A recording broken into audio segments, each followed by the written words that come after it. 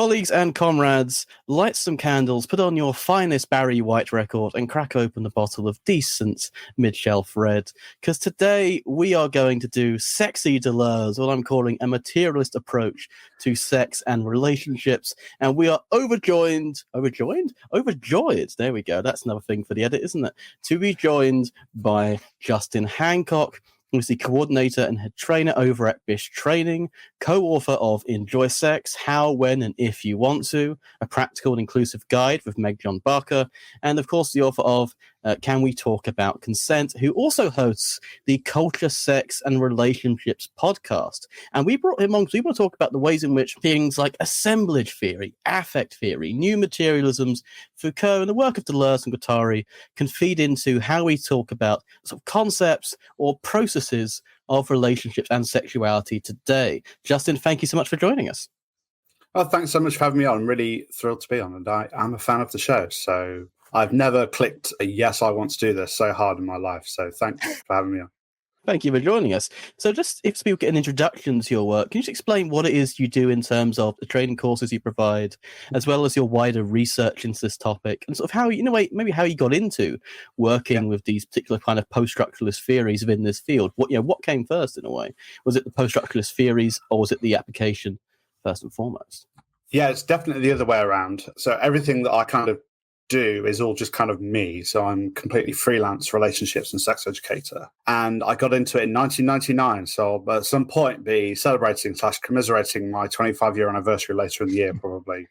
I'll just go to the pub, and I'll do that anyway. And I got into it through youth work, basically. So my training is in very practical, working with needs of young people. Youth work was a thing where back in the day where every city in the UK and most towns would have a statutory youth service, so where they would train youth workers to run youth projects and youth centres with young people who were both in and out of school, stuff to do in the evening and recreational, educational activities. We don't have that so much anymore because of the cuts. So that's how I got into it, and that's kind of my main training. And then I've been working in sexual health clinics, but also doing kind of advice work in sexual health clinics, but also doing relationships and sex ed in person as well, which I still do. And I do training courses for anyone doing this kind of work, so teachers, youth workers, social workers, that kind of thing. And I started my website, BISH, which is a website for, it's technically for everyone over the age of 14, but it's kind of my project for young people, which is the thing I'm most known for, I guess, which is bishuk.com. And it's one of the leading English language sex ed resources. Like another really great one is scarletine.com, an American one.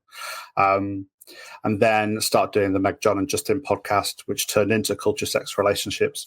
But basically, over the last few years, and this certainly accelerated through lockdown and discovering podcasts like yours, I began just becoming much more interested in theory. And so I've kind of been like undertaking I suppose, like a theory backfilling of a lot of the work that I do and trying to really kind of ground it. Because a lot of the work that I do is kind of pretty unique, but only because there's not a great deal else out there.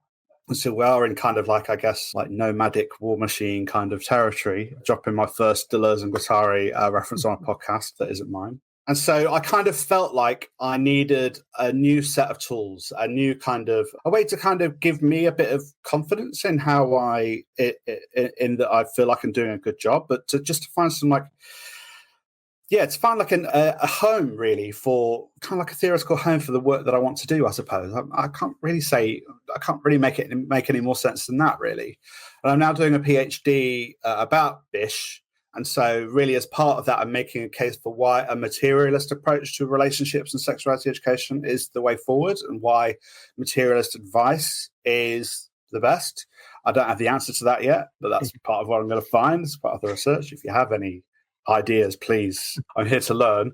But that's what I've been up to basically for the last 25 years. No, fantastic. I mean, not that we have to answer the question of why materialist sex ed is the best, of the fact that materialism is just the best philosophy, but thinking about sort of what's inadequate with typical ways we consider sexuality, sexual relations, and relationships generally.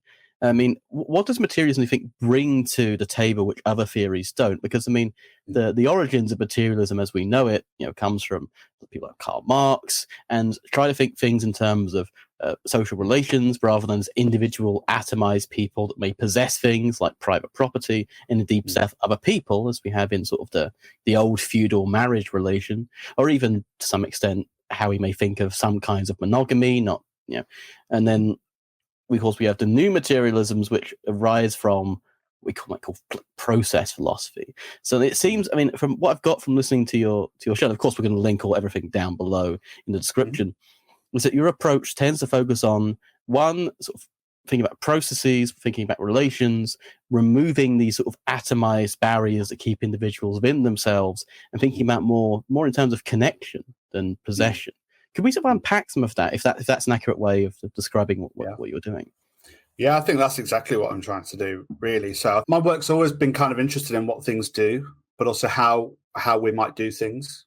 So, even from when I started writing the website at BISH, I was never kind of talking about, kind of real love and kind of idealized versions of what love is and what love should feel like. And actually, it's more this kind of, I suppose, the nearest reference point to what I've been talking about here is bell hooks and All About Love, and just the idea that love is a kind of a set of like daily microprocessors of the possibilities of having joy with other people. And so I think that's kind of one of my kind of key touchstones really is, well, how might we do this and what does this do, rather than it just being this kind of thing that we might have or not have. But also I think in terms for things like sex, I think it's just really useful. It kind of goes beyond this, just me having like a kind of a political commitment to materialism. It's more that, well, I think it's just easier and takes the pressure off us if we don't think of ourselves as individuated, arboreal, singular individuals trying to, for example, impress another single individual, arboreal individual. Instead, to notice how things emerge between people. And so ideas of like emergence and flow and what else, and this happens and then this happened and then this happened, things actually happening in relation to each other. I also just think speaks to a more honest account of how we get into relationships, how we do sexuality, how we actually do our relationship with ourselves. And I just genuinely feel that that's kind of just how it works. And so when a lot of people in relationships to people not in relationships think very basic, straightforward things like, oh, just be yourself, or don't think about it too much, or, they're actually not really fully reflecting on the actual materialist perspective of how things just emerged with another person in concert and in relation. And I think that's just helpful because it means that it means sometimes. So, for example, in my advice about how to get a girlfriend, boyfriend, or then friend, or also my advice about how to make friends, which I've written about recently at BISH, I'm really talking about kind of, well, put yourself in the spaces where you might emerge with somebody else and pay really close attention to what that might look like. And so I guess I'm encouraging people to draw lines of flight there, which we can talk about in a bit. But I just think that really that kind of idea of emergence and in relation is a more honest account of how we actually do it and how we are at our happiest in sex and relationships and in our relationship with ourselves. And also, I think it's just more helpful. It takes the pressure off us, and I think it makes life a bit easier and more joyful. Let's get a technical term down then, because one of the best things about your approach, Justin, is that you subtract what Deleuze and Guattari would call the overcoding. For listeners, for Deleuze and Guattari, the thing that unifies a selection of things we think of as unity, for example, like a nation, or even indeed a relationship like a marriage, that's not like an emergent thing, but it's an additional part alongside a series of parts. And one of the things I like about your approach, Justin, in the podcast, your writings, is that you subtract one of the overcodings of the concept that we know as sex. And let's get into the concept of sex and the sexual relationship itself, because one of the things that, for example, if comrades, and of course you're going to go listen to this podcast after the show, of course, and one of the phrases you're going to hear a lot is PIV. Different kinds of sex as a relation between possibly oneself and with others. And a lot of your work seems to subtract the bourgeois dimension of sex, a kind of a unity of atomistic individuals. Can we get into what sex means in terms of how it functions in your work? Because a lot of people will be thinking of it as to put it in your terms. So PIV followed by orgasm, which is conflated with ejaculation, and that's kind of it from a masculine sort of cis hetero patriarchal perspective. How do we unpack that and explode that with the kind of multiplicity angle here? Well, crucially, you left out the word plateau in your explanation of the human sexual response cycle. But anyway, so basically, it's kind of, I guess I'm reframing, I suppose, one of the theoretical ideas I started using before I found kind of affect and assemblage theory, before I actually understood it. Like, first of all, one of the reasons that I've, just to also say, some of the really cutting edge work in sex and relationships education research is using kind of post-humanism, and I didn't understand a word of it when I was trying to read it. And so using podcasts like yours and Jeremy Gilbert's Culture Power Politics podcast as well helped me kind of do that backfilling. So thank you for you to do that work to help me to read these things.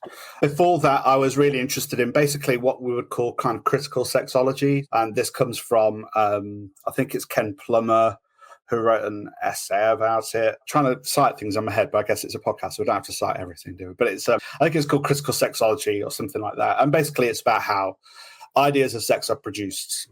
And I suppose it's like Foucauldian as well. And so really the thing that I'm constantly talking about is to try to see sex as a whole, as hundreds, thousands of different kinds of sexual activities that can be done in many, many different ways that we may or may not choose to enter into with somebody else. And that's what sex could be. They are the possibilities for sex.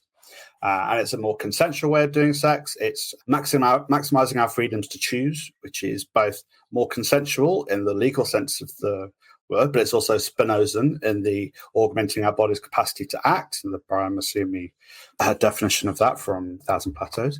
So whenever I talk about sex on the show or at my website BISH, I'm talking about there being the possibility of lots of different sexual activities, but that we've got this incredibly strong set of codes for how it is that we're meant to do sex, which are strongly disciplined by the state and community and each other and intrapsychically as well, that if we're not doing sex in the normative way, so getting an erection, putting it inside somebody, and then experiencing, the human sexual response cycle by Masters and Johnson, which isn't very useful, then if we're not doing that, then we're not doing it properly. There's an it that we're not doing properly, and that really a lot of sex educators, a lot of sex influencers, a lot of things that give sex educators a bad name are really people trying to teach you how to do very scripted, heteronormative form of sexual activity better. And I think that really the much more radical, to me, approach is to say, pick a couple of things from the massive menu of sex that is available, see how you get on, notice what happens between you, chat about it afterwards, and then see what happens next time. That's, I think that's a much more helpful way of approaching sex. And I think it's probably more material as well, because it's kind of paying attention to things like noises and vibe and how we're affecting each other. And if we're feeling unconscious, is the room too light? Have you got some music on in the background? Because, if you're a young person, you don't have your own place, how do you muffle possible sounds? How do you respond to each other's sounds? How do you respond to how our bodies might twitch or relax or straighten or become emboldened or become in some ways orgasmic? Yeah, so that's the kind of way I frame sex. God, that was a long answer. I'm really sorry. No, you're doing fantastic, man. And Justin, thank you for coming on the show. This is a fascinating topic for so many reasons. There's so many things that I want to get to, too. I want to talk about making friends, but I think I want to set that towards the end of the discussion. Just to revisit something quickly that Adam had talked about, I think one of the predominant ideas in Deleuze and Guattari's work that was on my mind coming into this discussion, Adam already put on the table, which is the difference between the transcendent and the immanent sphere. Particularly, and just to put this conversation on the ground, I'm imagining somebody's looking at this discussion on YouTube. They're seeing this thumbnail and it says, "Sexy Deleuze." And they're like, I haven't read Deleuze, but now's the time. So I'm going to keep it 4 on the floor for everybody here and just try to keep it as easy to access as possible. I think in very simple terms, when we think about cis heteronormative marriage relationships, perhaps this doesn't even just apply to cis heteronormative marriages, all kinds of relationships, how a particular ideal, a transcendent ideal, elevates itself above the conditions of the relationship. I think this is really what a lot of people, I mean, even myself, not even just in like my marriage, but my friendships and my relationships with people I work with or whomever, how this sort of, I almost see it sometimes as a Christian ideal since I was raised Catholic, but it's interesting to see that, somebody who's worked on Deleuze and cleaves to the ideas of Deleuze and Guattari, that still there are ways in which this sort of transcendent, moralized notion of what a good relationship looks like, a good marriage looks like, a healthy sexual life looks like, kind of weasels its way in. Even today in the car, just talking with my wife, just having a good time talking about just stuff. And I said to her, I'm like, the way that we think about this collectively, like we're not Christians, but we're thinking about this in a very sort of traditional Catholic manner. And those were the households that we grew up within. It just seems so difficult sometimes in the context of a relationship, the way that we oblige ourselves to other, the way that we rehearse that obligation and so forth. Even if in sort of discrete manifest terms, we're trying to avoid that, it always kind of comes back in. And I don't know where to begin with this without sounding like I'm asking you for personal advice, but maybe the best way to ask it is like, in any given relationship where there is this sort of ideal of what, like what the picture of the relationship should look like, what are some things that you see from time to time in relationships that has been a prompt for you to give a particular kind of advice? Like, what is something that comes up time and again when it comes to dealing with people who are in long-term relationships and want to manage it, but you detect, for example, that there is this picture of the relationship that's almost grown larger than the imminent sphere of the relationship itself? Where do you begin with that? Yeah. Well, I'm going to use this to lead into my very oversimplified version of the three novellas, because I think this gets to the heart of how to give advice. So I think, to answer your question directly, I think often what happens is that with a lot of the questions that I get, it's that people are taking this kind of a template or a pattern. I hesitate to say a refrain or a riff of how you're supposed to do relationships, I guess. I suppose really what we're talking about there is, I suppose what we've learned from, I guess if you grew up in a Catholic household with Catholic schooling and your parents did the same, and these things get kind of transferred on, I guess, through, I've not read enough about this, but through things like mimetic identification, I guess. So, that would make sense of why it is that that's the relationship that you're doing. But there's nothing inherently wrong in any relationship, but the missing thing is always the intentionality of it. It's the who do we do it for? Like, people are often in relationships because it's like normal, or because of, I suppose, the big other, or the idea of, sorry to drop in a bit of, I suppose, non-materialist language there, but because everyone else is. And really, when we're taking away that kind of intentionality about it, we're depriving ourselves the possibility of a line of flight, aren't we? So as opposed to kind of talk about how I would give advice here, I'd say, well, I'd use the three lines in the three novellas. And the three lines, and I'm massively oversimplifying this, dear listener, but as far as I understand it, the three lines are as follows.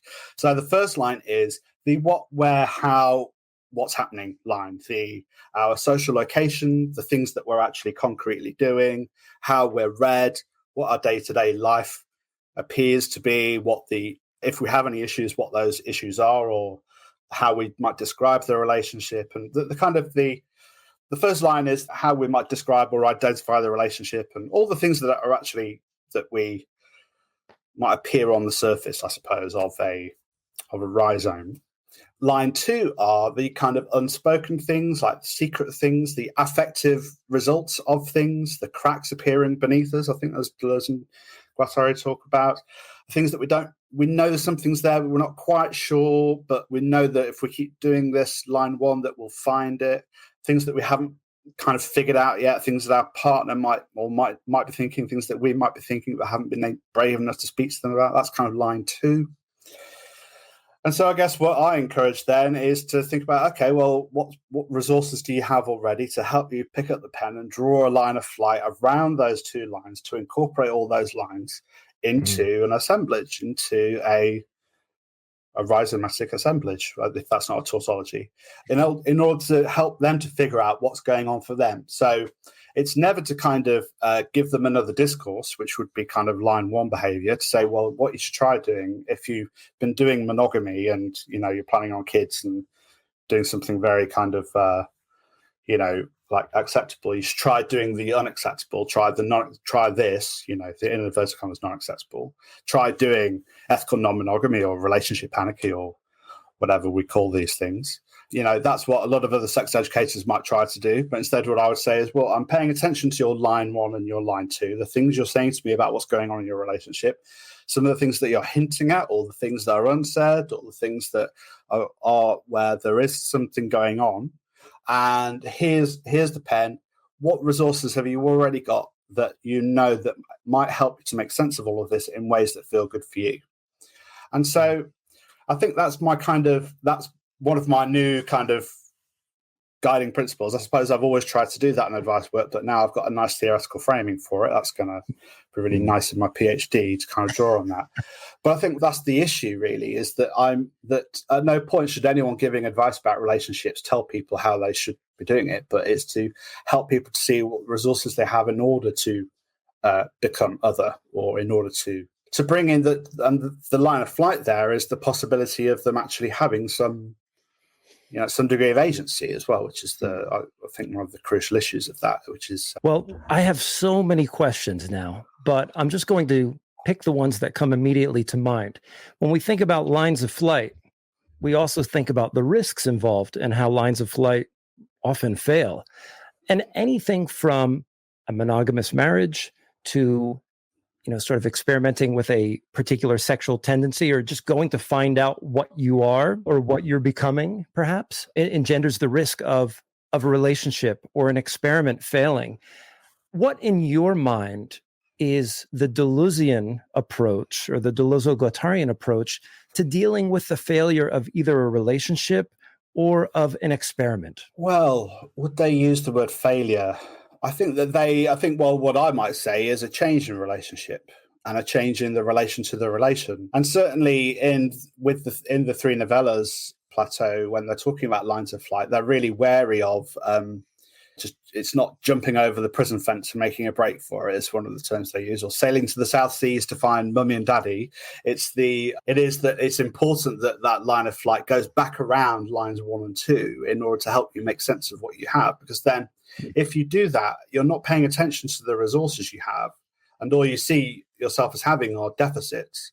If you think that there are going to be some resources over here that you've hitherto not found, but you're sure that far away from the assemblage, if you head in that direction, I think what people might do if they're going to do something radical is that they might run away from where their assemblage is, kind of in the opposite direction, thinking, well, everything over here is shit. So if I go in the other direction, employing the Seinfeldian opposite, everything must be right. And I think that's often where people kind of go wrong. So, or if they're kind of just acting out of pocket or doing something that is completely not paying attention to their expertise and how they know how to be happy, I think is likely to kind of, I suppose, end badly. But again, I don't know, or go badly, I suppose. Well, maybe one more thing. I kind of set you up a little bit there, because I understand too that, when we think about anti-Oedipus, they say that desiring machines are always breaking down, in a sense that any sort of established image that I have of a particular relationship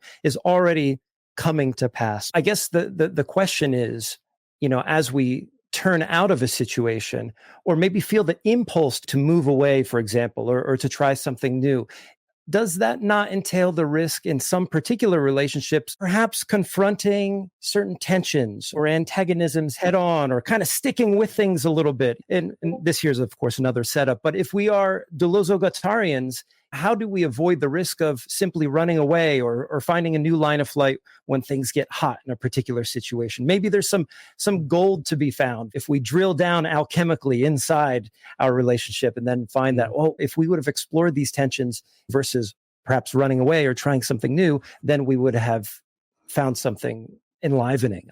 Well, I'm going to throw in another theorist just to really confuse everyone. But the other thing I've been trained in recently is solution-focused brief therapy. which is an incredibly interesting therapeutic model, which is brief. So it can work after 1 or 2 sessions, and it pays very little attention to the problem. And it's all about kind of finding resources and solutions. And one of the key questions in it is what else? What difference would that make? What else? What does that do? How would they respond? How will you respond to that? And we kind of ask those questions after the magic question. So the magic question is, imagine your best hopes come true overnight tomorrow. What is the very first thing you'll notice? And what will your partner notice? And how would you respond? How would they respond?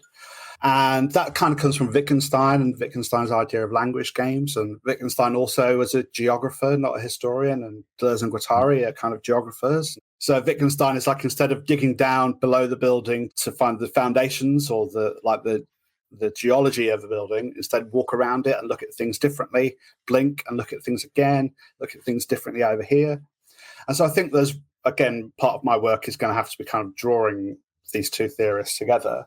But I think that that's really what a use of a line of flight would do, is to pay attention to the resources you already have, because we know when we're with a partner, if you're in a relationship or any friendship or just even if we're just talking about ourselves, we know what it's like to live without the problem for a day. So let's say, let's say we're having a shitty time with ourselves, and we're feeling. So the whole idea with solution-focused therapy is to pay attention to the exceptions. So if somebody is depressed for 6 days out of 7, what's happening on the 7th day?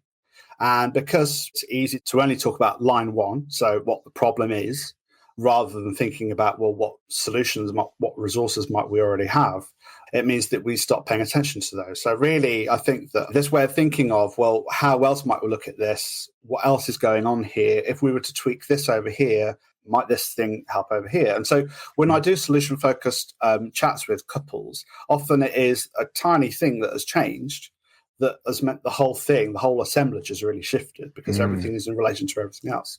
So the line of flight doesn't necessarily have to be this massive kind of thing, spending your savings on a night going to see strippers or something to get something out of your system, or, having an affair, or just, not coming home one night or something. It could just be, looking at your partner in the eyes in the morning and saying, good morning.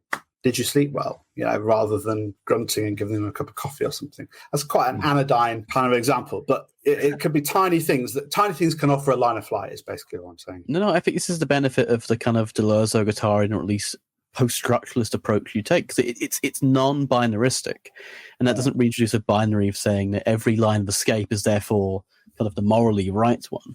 Even taking like a phrase from Deleuze and Guattari and thinking about, say, not establishing a binary between monogamy and ethical non-monogamy, or polygamy or polyamory, and saying that, well, no, because there's already a multiplicity in a monogamous relationship, and there's even a multiplicity of relations and connections in one's relationship to oneself, which we are not fully cognizant or conscious of.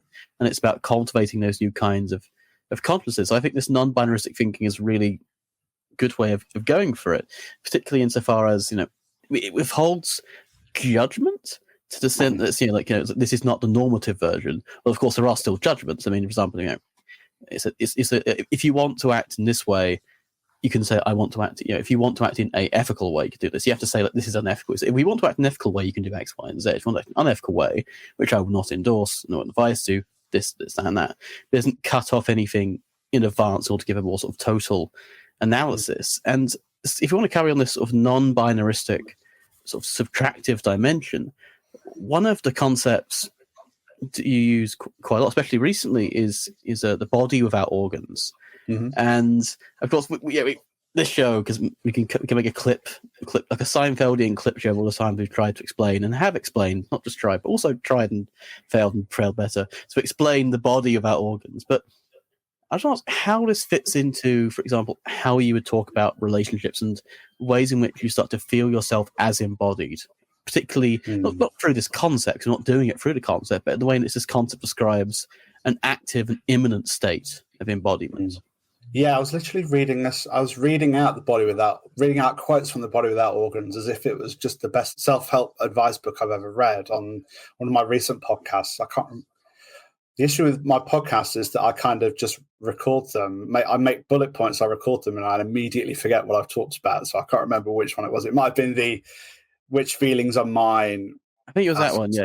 Yeah. So I just think that that somebody wrote into me afterwards and I read it out on the following episode, because at the end of the episode I said, have you felt like you've been the body without organs lately? And the guy rang in from the rival football team to me. Thankfully, we beat them, so that was good twice this season. So that's important to me. But he was saying when he went to the football, he really felt like the body without organs. He felt like he was affecting the players as much as the players affecting him, and that everyone was just kind of singing machine, I suppose, and they were a desiring machine themselves. And he felt completely, and his sense of himself was just subsumed into this what Deleuze and Guattari would call the body without organs. And it's kind of one of those things where it's easier to kind of to feel and to remember than it is to explain. And that's what Deleuze and Guattari, that's how they open the plateau, which I think is great. And they're like, well, you probably already have one, which is a great way to kind of open a plateau. Here's what it is. Well, we're not going to tell you. You probably already had one, so you tell us, kind of thing.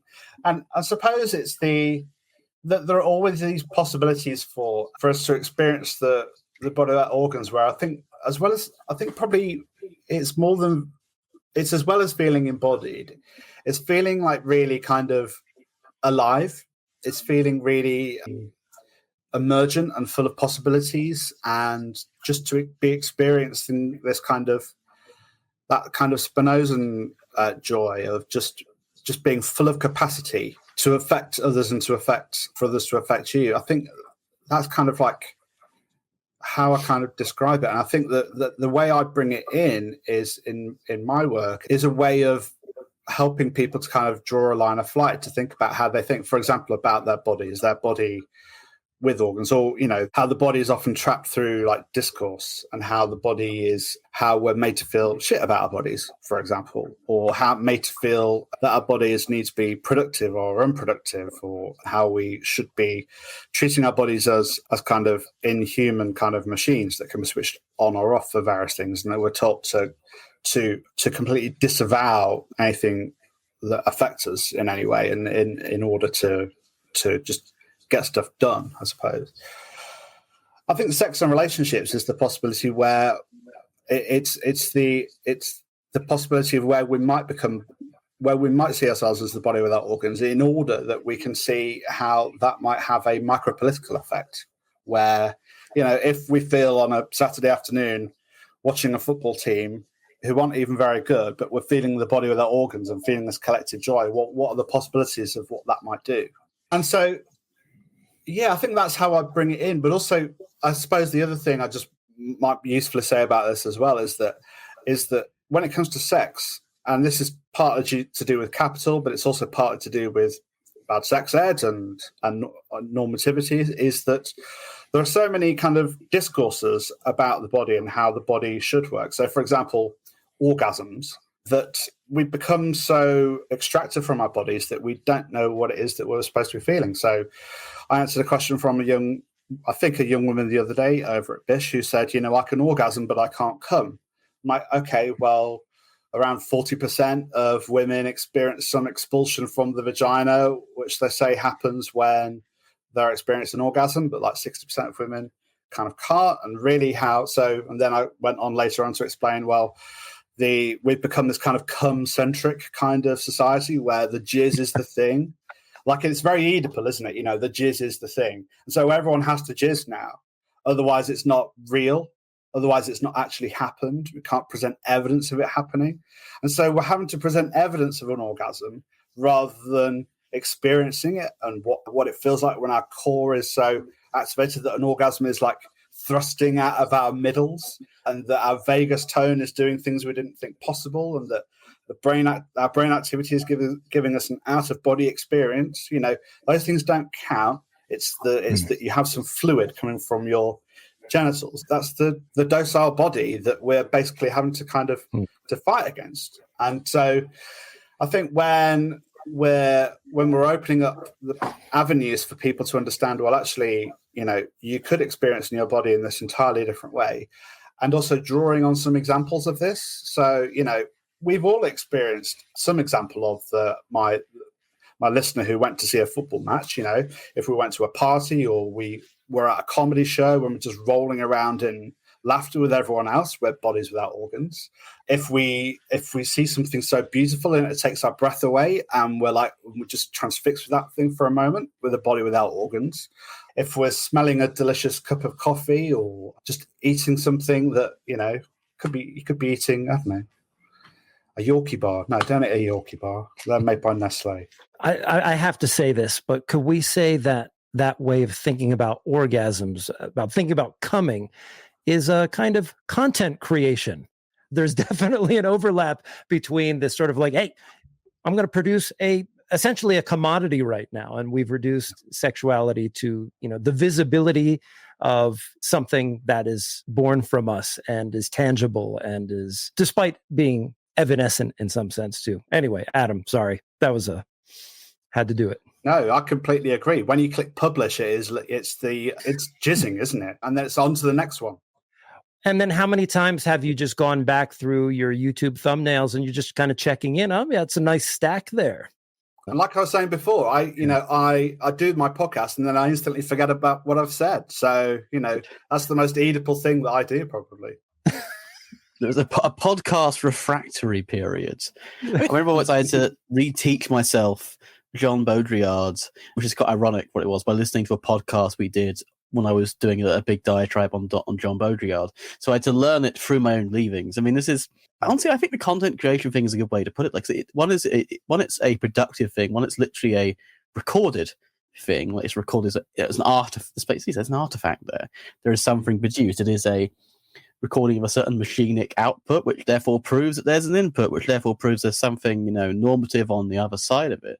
I mean, this is a kind of sort of thrown out there a bit, but do we think that the data economy sort of platforms, the ways in which, because Justin, you run an internet-based site, we're all sort of the new flesh here to some extent, mediating things through podcasts and data economy and content. How do you think this has really changed? I mean, of course it has, but this has changed so much our relationships to relationships, and indeed mediating them as a kind of potential content. If someone has sex in the woods and no one is there to post about it, did it happen? Right. It kind of feels a bit like we're mediating it through so much of, oh God, I'm about to use a Khan as well. So the symbolic order or the social fields or the fact that we're increasingly, as you said, discursively produced, insofar as our bodies are discursively produced more and more, and discourse overdetermines more and more things insofar as, let's talk about dating apps or things mediated through social media, which is of course a very particularly first world way of doing things. Absolutely. I mean, but regardless, how do you think this is changing? These new machinics, let's use the term Deleuze and Guattari, like machinic enslavement. Do you think that these are really changing the way that we can relate to each other in sometimes maybe positive way, because we can reach each other across time and space, and therefore relate to each other across time and space, which is always good. But also it's changing the ways we see ourselves, and we might see ourselves indeed as contents to be fulfilled, as brands, and it's overdetermined by them. So I was wondering, how does sort of your materialist approach tackle, and I guess this would go towards, a lot of the advice you're getting through the internet, tackle sort of relationships or, love and death in the internet age? I guess one of the things I was thinking about when you were saying that was that it's to do with lack and our relationship to the thing, or the thing which has become thingified, which I believe in 1,000 Plateaus they're calling a hexity. That's the first time I've ever said that word out loud, so I don't know if I'm pronouncing it correctly. And it's what we do with the thing, isn't it? Is the Deleuze and Guattari response. And I'm really drawing on Jeremy Gilbert's explanation of this, which is incredibly useful. But just if we're thinking that we are this kind of an incomplete circle that will be filled in by this thing, then we are in some what does that do? Well, it might help to kind of explain who we are, but it would also encourage us to draw a very arboreal kind of version of ourselves that is complete and done and finished and no longer has to kind of desire, I suppose. But if we saw it as these things as helping us do things, like what does it help us to do, then all of the things that you were just talking about can be, I suppose, re-territorialized in ways which can help us to become other, help us draw a line of flight, but basically to, I use dating apps. I do ethical non-monogamy, which isn't a secret to anyone who listens to my podcast. And so, I use the apps. I find somebody in order not to kind of, and then that they become like a connection, which is, I suppose, a thing. But then it's like, okay, well, what does that connection do? Rather than as kind of like owning a connection or saying, this is in some ways fulfilling my kind of lacking self. It's given me these possibilities of plugging into further assemblages, I suppose. So I think it's always this kind of, I think the territorialization, deterritorialization, reterritorialization is a useful thing to think about in terms of those things in the world of sex and relationships and the current milieu that we're all in, I suppose.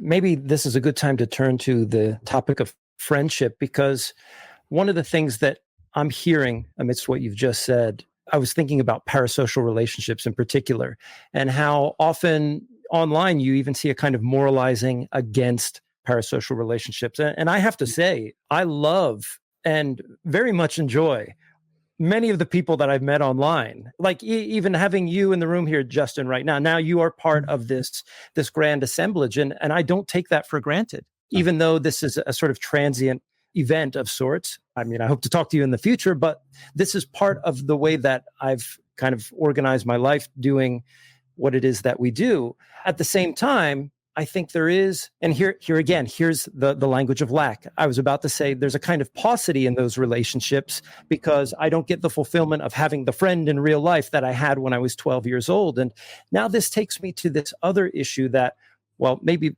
around the time I was 27 or 28 years old, then began the slow decline of interactions with people whom I called friends. People were getting married, monogamous relationships, and, people just getting busier in their professional careers, and seeing how mid to late adulthood in particular, there's this kind of drop off that occurs that by the time you're 35 or even 40 years old, you're like, shit, where did all my friends go? You're lucky if you have one person that you kind of catch up with on the weekend or something like that.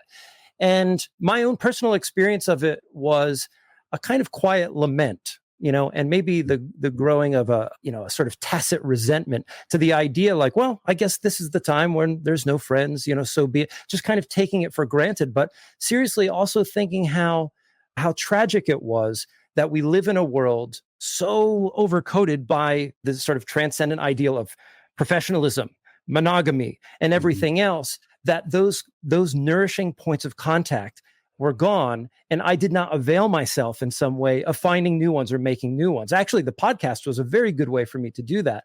And also, strangely enough, and anybody else who's done this might have the same experience, when I moved to a rural area, I have an abundance of friends now, right? The sort of alienation that I felt when living in Los Angeles has completely subsided. And now I have a friend who's 61 years old and we play electronic music together like once every 2 weeks. And now I have a few friends with whom, I'll have a beer every 2 weeks, and my wife and my friends online. And I would say I live in a very rich ecology these days. And from like a Deleuzean perspective, if you put these relationships in the right frame, well, then you can live in a very enlivened way. And I certainly feel that way. But I imagine for a lot of people out there, because there was a time where I did feel lonely and I was getting lonelier as things were going. And I'm curious to what extent you encounter that sort of dynamic in your work. I mean, there's such a focus on sex sometimes too, that we elide the importance of friendship. I'm hoping you have a couple comments about that. Yeah, I've got a lot to say about this. Thanks for teeing me up. I think that what you're saying there is, you have a very rich assemblage or set of assemblages, which sounds, really wonderful. And you've managed to do abundant relating in times of scarcity. And that is the issue that we're all facing, is that how do we have abundant relationships in times of scarcity? So when housing costs are incredibly high, where for many of us, our work life is just so draining. It's very, very difficult to meet new people. To go back to what you were saying earlier, is that where every single aspect of our life that might be about joy can also be kind of capitalized and potentially remunerated. Our side hustles become essentially paying, for example, those material conditions make friendships really, really hard, much, much harder. COVID also had a massive effect on this as well. And I suppose the answer to the online offline issue is, well, it can be both, but we also do have to make time for both. That if we're online, that means we're doing something that we're not doing something else. So I talk about Duchamp's door a lot on my show because I saw it once and it makes me feel fancy to talk about it. So Marcel Duchamp had a door which put in his flat in Paris, which the same door closed the bathroom door that opened the kitchen door, and that door which closed the kitchen door opened the bathroom door. So one door doing two things. So if we're online, it means that we're not doing some things offline. And so we might be missing out on more kind of haptic relationships, but that doesn't make the less kind of in-person touching relationships, any potentially touching relationships, or being, near people effectively in person, doesn't make them any less significant. It's just that we need some of all of it. And so I think another way of thinking about abundant relationships is to think about the different words that ancient Greeks had for love. So philia, pragma, agape, philautia, storge, ludus, pragma. I always feel like I forget one. But, all of those different kinds of love, which involve pets, trees, or bushes. Bushes, hops, grass, not trees, boo to trees. People, family, friends, different kinds of playful relationships, serious supporting relationships, our relationship with ourselves, our relationship with, teachers, organizations, community, all this kind of stuff. I think one of the issues, and one of the things that I've written a long blog post about this at BISH recently called How to Make Friends. If you Google BISH, How to Make Friends, you'll find it, dear listener. On there, I've said, look, I've said at the beginning, these are the reasons why finding friends is hard at the moment, right? But I'm only going to spend 2 paragraphs on that because you don't need to know this. Like, you already know why it's hard. There might be some other things that you haven't thought of, but also sometimes it isn't you. There's only so much control you can have over these things. But I'm not going to help you if I keep going on about the problem all the time. So if somebody wrote into me saying, or wrote to my podcast saying, Justin, I don't have any friends, and if I spent 50 minutes of the podcast saying, well, this is the reason you don't have any friends, it's really hard, and then just gave them 10 minutes at the end saying, well, you could maybe join something, get a hobby, which is what a lot of people do, particularly on the left. That is the kind of response quite often, because we have to reify the left, our leftist talking points all the time, and I am part of the left. But instead, on this article that I've got a set of resources. It's like, okay, well, who do you know already? And if let's say how close are you to each of the people in your life? How close are you on a scale of 10, incredibly close, to 0, the opposite? Where are you on that scale? How would it be different? How would it feel? What would you notice was different if you were able to get that number up 1 for each friend? So if for each friend you went from like a 4 to a 5, or a 6 to a 7, or a 3 to a 4, then you might start to discover you already have the potential for some other friendships, or closer friendships, or more intimacy, or different kinds of relationships with the people you already have. Or, okay, pick 20 things you like. If you can get to 20, pick 50 things you like. With each of those different things, think about the time when you liked it the most. What were you thinking about it? What were you saying? How were you responding to that thing? How else might other people have responded to that? What might they have said about this? In order to get them to think, well, in this materialist way, in this kind of, an atomist way, that we're all made out of the same stuff, that if there's a tree you really like, okay, let's say we like trees again. Let's say there's a tree you really like and you walk past it every day. 100 other people walk past that tree, have the same feelings as you. Why can't that tree become the basis for you becoming friends with some of those people? Even if that friendship is just literally noticing that person saying, hey, beautiful tree, isn't it? That's something. That micro moment of positivity resonance, as Barbara Friedrichsen calls it, is an example of what it feels like to be in love with someone. So, neural pathways map onto the other person that we're experiencing this moment with. Our pupils dilate to take in more of the other person. Oxytocin kicks in to help us to tune into them. So oxytocin isn't the love hormone, it is the tuning in hormone. So we feel at one with that person, which allows our vagus tone to kick in, which regulates our heartbeat and our breathing, which helps us to be in that moment for 1, 2, 3 seconds. Bang, you're in love. Okay. Now, if you can get used to that feeling and get used to that feels nice. And all it required was for me to take my headphones off, to look around and to pay attention and to really fall in love with this tree and to notice what other people might be feeling like if they're falling in love with that tree, then that's the beginning of something. And if we do that in every single aspect of our lives, we're much more likely to find friends. We're putting ourselves in a position where we are increasing our capacity to meet other people and for other connections to happen. And again, it's this idea of, well, this one little thing, because it's in relation to everything else, which is also in relation to everything else, has the possibility of changing everything. So I also frame it as, you already have friends, you just haven't met them yet. They're kind of out there. And then that takes us away from this from fully thinking that, this takes us away from this kind of lack where we, I don't have friends for these reasons, and there must be these things about me that are unlikable. I'll never make friends.